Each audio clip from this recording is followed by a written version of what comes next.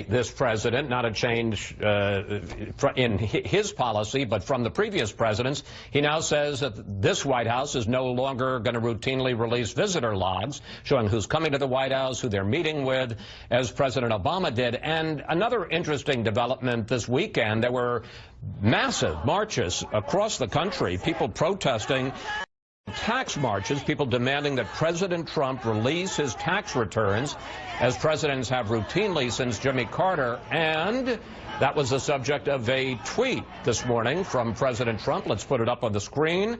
President apparently not liking those marches. He says, "I did what was an almost impossible thing to do for a Republican, easily won the Electoral College. Now tax returns are brought up again."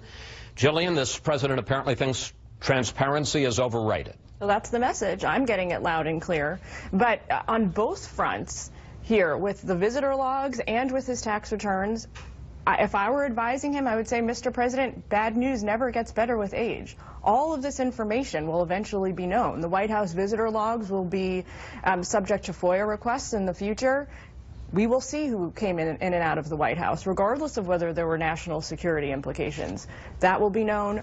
I imagine, I can't predict the future, but I imagine that at some point we'll get full tax returns from the president from the last few years. We've already had snippets of that, courtesy of MSNBC. So I think the administration really needs to kind of buckle down on messaging here when it comes to what are you going to tell the American people when you're out of office and all this information becomes known? How are you going to deal with that then? But the counter-argument would be, Jennifer, yes, people do apparently care about this. In the polls, by a margin of more than 2-to-1, they say they want to see the president release his tax returns. On the other hand, Lord knows this was a big issue during the campaign, and he's President Trump. Well, I think you have to see it through the light of what President Trump wants to do next. He wants to do tax reform next. He's going to need Democrats to do that. And already we've heard from Senator Schumer that Democrats are going to make an issue about his tax returns. If he wants to do tax reform, they want to see his returns.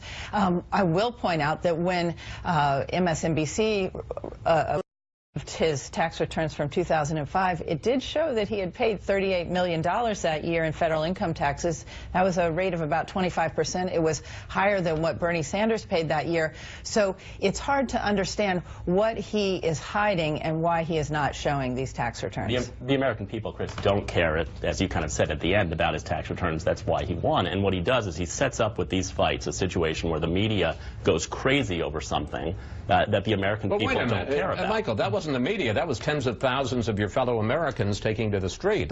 And I got to say, that was not something that the media even... It was very well organized by liberal groups, and there was money behind it. But that was democracy when the Tea Party did it. Sure. When the American people writ large look at this and they say, what's going on in North Korea, and are we going to have a lunatic with nuclear weapons who can hit us? When they look at their health care premiums, when they look at those I'm not saying it's the biggest issue in the world, but and so I think this is where the White House actually ends up making themselves look like the victim of a media that is coming after them over things that, look, I agree. If I were running the White House, I'd release the visitor logs. If you're having a untoward meeting, you're probably going to do it off-site anyway. But they create a dynamic where what the media is going crazy about is not what the American people care about. The American people care about the real policy issues. All right. We have to end it there. More to talk about. I'd love to hear what you have to say, Bob. I will in the commercial. The power of no.